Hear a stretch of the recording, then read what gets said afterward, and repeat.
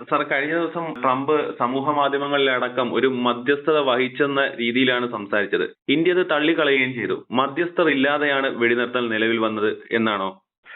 അത് ഞാൻ അതിനകത്ത് കമന്റ് ചെയ്യില്ല. ബിക്കോസ് പ്രസന്റ് ഗവൺമെന്റ് എന്ന് പറയുന്നത് എല്ലായ്പ്പോഴും ഒരു പ്രോ യു എസ് അപ്രോച്ചായിട്ട് നമ്മൾ കണ്ടിട്ടുണ്ട്. എല്ലാ രീതിയിലും, be it head of the state by personal or even otherwise as well.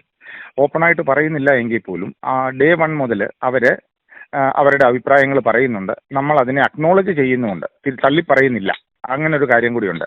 അപ്പം എല്ലാ ദിവസങ്ങളിലും നമ്മൾ കാണുന്ന വാർത്ത എന്ന് പറഞ്ഞു കഴിഞ്ഞാൽ, ലൈക്ക് യു എസിന്റെ ഡയറക്റ്റ് ഇന്റർഫിയറൻസിൽ ബാറ്റിൽ നടക്കുന്നത് മാതിരി രണ്ട് രാജ്യങ്ങൾ, I am not talking about India only, രണ്ട് രാജ്യങ്ങളും യു എസിന്റെ കൺട്രോളിൽ യുദ്ധം നടത്തുന്നത് മാതിരി അല്ലെങ്കിൽ ക്ലാഷ് ഉണ്ടാവുന്ന മാതിരി അവർ ഡിക്റ്റേറ്റ് ചെയ്യുന്നു. ഞങ്ങൾ നിർത്തണം. ആദ്യം പറഞ്ഞു ഓക്കെ നിർത്തണ്ട, അവരവരുടെ ഇന്റേണൽ പ്രോബ്ലം ആണ്. അത് കഴിഞ്ഞിട്ട് അവർ തന്നെ പറയുന്നു ഓക്കെ അവർ നിർത്തണം എന്ന് പറയുന്നു. അങ്ങനെയൊക്കെ ഉള്ളത് എല്ലാം കൂടി കൂട്ടി വായിക്കുമ്പോൾ അവരുടെ റോൾ ഉണ്ട് എന്ന് തന്നെ നമുക്ക് പറയണം. Whether government has taken a decision based on അവർ പറഞ്ഞിട്ടാണോ അല്ലയോ എന്നുള്ളതല്ല. ബിക്കോസ് നമ്മൾ ആദ്യം മുതൽ നമ്മുടെ സ്റ്റാൻഡ് ക്ലിയർ ആയിരുന്നു. We are not ready for a full fledge war with Pakistan അല്ലെ ടെററിസ്ഥാൻ എന്ന് നമ്മൾ പറഞ്ഞിട്ടുണ്ട്. അപ്പോൾ ആ ഫുൾ ഫ്ലെഡ്ജ് വാറിലോട്ട് പോകുന്നില്ല എന്നുള്ളത് നമ്മുടെ ആദ്യം മുതലുള്ള ഒരു രീതിയാണ്. നമ്മൾ ആ രീതിയിലാണ് നിന്നതും. അവർക്കൊരു റിപ്ലൈ കൊടുക്കണമായിരുന്നു. ആ റിപ്ലൈ നല്ല രീതിയിൽ തന്നെ കൊടുക്കുകയും ചെയ്തു. അപ്പോൾ അതിനുശേഷം നമ്മുടെ മിഷൻ കംപ്ലീറ്റ് ആയപ്പോൾ നമ്മൾ സ്വാഭാവികമായിട്ടും മറ്റുള്ളവരെ നമ്മൾ ഉദ്ദേശിച്ച കാര്യങ്ങളിലോട്ട് തേർഡ് പാർട്ടി പറഞ്ഞാൽ പോലും നമ്മൾ അതിനകത്ത് അംഗീകരിക്കുക, നമ്മൾ ആദ്യം തന്നെ അംഗീകരിക്കാൻ തയ്യാറായതാണ് ഇത്. പക്ഷേ അവരാണ് പ്രൊവോക്കേഷനുമായിട്ട് വന്നിട്ടുള്ളത്. ആ പ്രൊവോക്കേഷനുള്ള റിപ്ലൈ മാത്രമേ നമ്മൾ കൊടുത്തിട്ടുള്ളൂ. അപ്പം അത് തേർഡ് പാർട്ടിയുടെ ഇൻഫ്ലുവൻസ് ആയിട്ട് കാണാനായിട്ട് പറ്റില്ല. കാര്യം അവരാണ് അപ്രോച്ച് ചെയ്താലും, യു എസിനെ അപ്രോച്ച് ചെയ്താലും, മറ്റുള്ള രാജ്യങ്ങളെ അപ്രോച്ച് ചെയ്താലും ഒരു നെഗോഷിയേഷൻ ടേബിളിലോട്ട് രണ്ട് രാജ്യങ്ങളെയും കൊണ്ടുവരാനുള്ള ഒരു ഇനിഷ്യേറ്റീവ് എടുക്കുന്നത് അവരാണെന്നുള്ളത്. അപ്പം അവരുടെ ആ ഒരു ഇന്റേണൽ സാഹചര്യം കൊണ്ട്, അവരുടെ സിറ്റുവേഷൻ അനുസരിച്ചിട്ട് അവർ ആ രീതിയിൽ മൂവ് ചെയ്തതാണെന്ന് നമുക്ക് വിചാരിക്കേണ്ടി വരും. സാർ, ശരിക്കും ആണവായുധ ഭീഷണിയൊക്കെ പാകിസ്ഥാൻ മുഴക്കിയിരുന്നു. സത്യത്തിൽ ഇന്ത്യയുടെ തിരിച്ചടിയിൽ അവരൊരു പാഠം പഠിച്ചിരുന്നോ? ഇല്ല, ആണവായുധം എന്ന് പറഞ്ഞു കഴിഞ്ഞാൽ അത് നമുക്ക് തന്നെയല്ലെന്നേ ആണവായുധത്തിന്റെ പ്രശ്നം. ആണവായുധം, ടെററിസ്ഥാന്റെ കയ്യിലുള്ള ആണവായുധം ഇന്ത്യക്കല്ല പ്രശ്നം എല്ലാവർക്കും ഉണ്ട്. കാര്യം ഈ ഒരു ആണവായുധം എന്ന് പറയുന്നത് റെസ്പോൺസിബിൾ ആയിട്ടുള്ള ഗവൺമെന്റിന്റെ കൺട്രോളിൽ അല്ലാതെ വന്നാൽ, ഇപ്പോൾ ഉള്ള അയൽ രാജ്യത്തിന്റെ ഗവൺമെന്റ് വീക്കാണെന്നും ആ ഗവൺമെന്റിന്റെ കൺട്രോളിൽ അല്ലാതെ പോയാൽ എല്ലാ രാജ്യങ്ങൾക്കും അതൊരു ഭീഷണിയാണ്. അതുകൊണ്ടാണ് ഈ ഒരു രീതിയിലോട്ട് പോകുന്നത്. നമ്മൾ ഒരിക്കലും അതിനെ, അതായത് ന്യൂക്ലിയർ അവർ ഉപയോഗിക്കില്ല എന്ന് 100% പറയാനുള്ള കാര്യവും ഈ ഒരൊറ്റ കാര്യം കൊണ്ടാണ്. പക്ഷെ സ്റ്റിൽ ഇത് ഒരു ടെററിസ്റ്റ് കൺട്രോൾ ചെയ്യുന്ന, ISI കൺട്രോൾ ചെയ്യുന്ന ഗവൺമെന്റ് ആകുമ്പോൾ നമുക്കുള്ളതിനേക്കാൾ കൂടുതൽ ടെൻഷൻ മറ്റുള്ള രാജ്യങ്ങൾക്കും ഉണ്ട്. ഓക്കെ സാർ, വെടിനിർത്തൽ കരാർ ഇന്നലെ പാകിസ്ഥാൻ പലപ്പോഴും ലംഘിച്ചിരുന്നു. ഇനി അവർ സംഘർഷത്തിന് മുതിരുമോ? അവര് ദ സെയിം ക്വസ്റ്റ്യൻ 47 മുതൽ കണ്ടിന്യൂ ചെയ്യുന്ന, ഇനി അവർ സംഘർഷത്തിന് മുതിരുമോ എന്നുള്ളത്.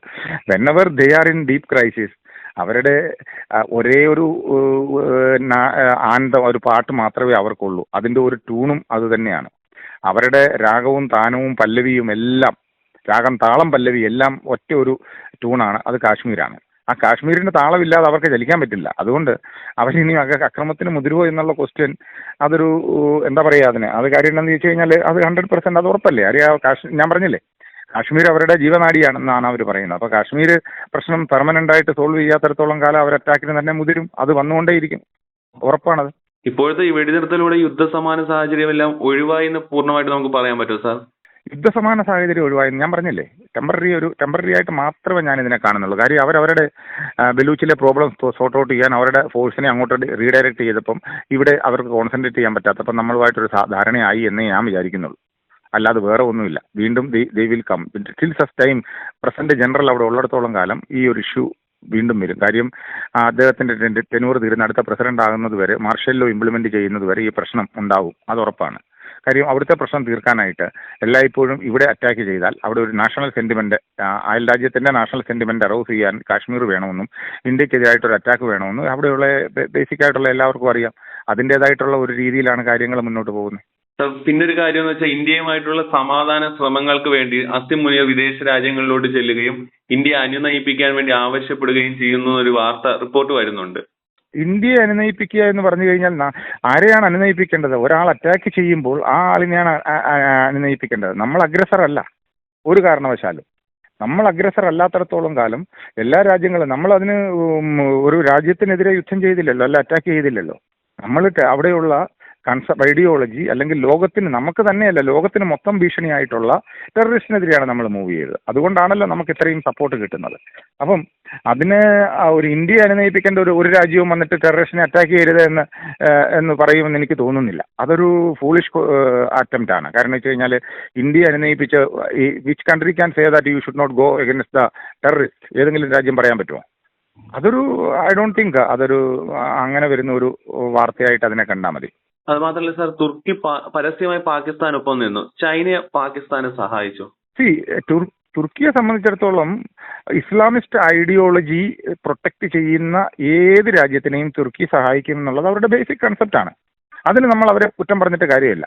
ഇസ്ലാമിക് കൺസെപ്റ്റ് എന്ന് പറയുന്ന ആ ഒരു രീതിയിലോട്ട് ഇസ്ലാമിക് ഓറിയന്റേഷൻ അല്ലെങ്കിൽ ഇസ്ലാമിക് സ്റ്റേറ്റ്സ് അവരുടെ ആ ഒരു രീതിയിൽ തുർക്കി അത് പ്രൊട്ടക്ട് ചെയ്തു അല്ലെ സപ്പോർട്ട് ചെയ്തു എന്നുള്ളത് അത് സ്വാഭാവികമാണ്, പ്രതീക്ഷിച്ചതുമാണ്. ചൈനയ്ക്ക് തീർച്ചയായിട്ടും സപ്പോർട്ട് ചെയ്തു എന്ന് പറഞ്ഞു കഴിഞ്ഞാൽ ഇന്റേണലി അവർക്ക് ഒന്നും ചെയ്യാൻ പറ്റില്ല. വെപ്പൺ സപ്ലൈ ഒക്കെ ചെയ്യും. രണ്ടാമത് ചൈനയുടെ സാഹചര്യം എന്ന് പറഞ്ഞു കഴിഞ്ഞാൽ കോടിക്കണക്കിന് $1 മില്യൺ ഡോളറിന് ഈക്വലന്റ് ആയിട്ടുള്ളത് അവർ നമ്മുടെ അയൽ രാജ്യത്ത് ഇൻവെസ്റ്റ് ചെയ്തിരിക്കുകയാണ്. അവർ ഇൻവെസ്റ്റ് ചെയ്ത ഈ എസ്റ്റാബ്ലിഷ്മെന്റും കാര്യങ്ങളും ഒക്കെ ഒരു പ്രശ്നത്തിലോട്ട് തള്ളിവിടാനായിട്ട് അവർക്ക് യാതൊരുവിധ താല്പര്യവും കാണൂല. മനസ്സിലായോ? അപ്പോൾ ആ ഒരു ഇഷ്യൂ വരുമ്പോൾ അവരുടെ എസ്റ്റാബ്ലിഷ്മെന്റിനെ ബാധിക്കുന്ന കാര്യത്തിൽ അവർ ഒരു ന്യൂട്രൽ ഇതായിട്ട് എടുക്കുകയുള്ളൂ. എന്നിരുന്നാലും ഇന്റർനാഷണൽ കമ്മ്യൂണിറ്റിയുടെ മുന്നിൽ അവർ ടെററിസത്തിനെതിരാണെന്നും 2 രാജ്യങ്ങളെ സംയമനം പാലിക്കണം എന്നും പറഞ്ഞു. അല്ലാതെ വരുന്ന വാർത്തകളൊന്നും ഞാൻ വിശ്വസിക്കത്തില്ല. കാര്യം അവർ ആദ്യം മുതൽ തന്നെ ഒരു ഫേം സ്റ്റാൻഡാണ് എടുത്തിട്ടുള്ളത്. രണ്ടാമത് ചൈന എന്ന് പറഞ്ഞു കഴിഞ്ഞാൽ ഇന്നുവരെ, അതായത് ഇന്ത്യയുമായിട്ടുള്ള യുദ്ധം കഴിഞ്ഞതിന് ശേഷം ഇതുവരെ അവരെവിടെങ്കിലും യുദ്ധം ചെയ്തതായിട്ട് കണ്ടിട്ടുണ്ടോ? ഇല്ല. അവരൊരിക്കലും അവർ യുദ്ധത്തിനെതിരാണ്. അവർ യുദ്ധം ചെയ്യാറില്ല. അവർ ഈ എക്സ്പാൻഷൻ പോളിസി പേടിപ്പിക്കുക, ഇങ്ങനെ ഇത് കയറുക എന്നുള്ളതേ ഉള്ളൂ. അല്ലാതെ അവർക്കൊരു യുദ്ധം ചെയ്തുള്ള ഒരു എക്സ്പീരിയൻസും ഇല്ല ഇന്ത്യയുമായിട്ടുള്ളതല്ലാതെ. അതുകൊണ്ട് ആ രീതിക്ക് നമ്മൾ ഒരിക്കലും ചിന്തിക്കേണ്ട കാര്യമില്ല. നമുക്ക് അന്നൊരു തിരിച്ചടി കിട്ടി എന്ന് പറഞ്ഞു കഴിഞ്ഞാലും ഇപ്പോൾ ആ ഒരു രീതിയിൽ ആകുമെന്ന് തോന്നുന്നില്ല. ബിക്കോസ് അവരും മനസ്സിലാക്കി അവർ സപ്ലൈ ചെയ്തിട്ടുള്ള വെപ്പൺ സിസ്റ്റം ഇത്രത്തോളം എഫക്റ്റീവാണ് ശത്രുരാജ്യം ഉപയോഗിച്ചതെന്നും അതിന്റെ എഫക്റ്റീവ്നെസ് മനസ്സിലാക്കിയപ്പോൾ നമ്മുടെ മൊറാല് കൂടുതൽ ബൂസ്റ്റായി അവരുടെ സിസ്റ്റം ഇത്രയ്ക്ക് ഇത്രേ ഉള്ളൂ എന്നും നമുക്ക് മനസ്സിലാക്കാൻ കഴിഞ്ഞു.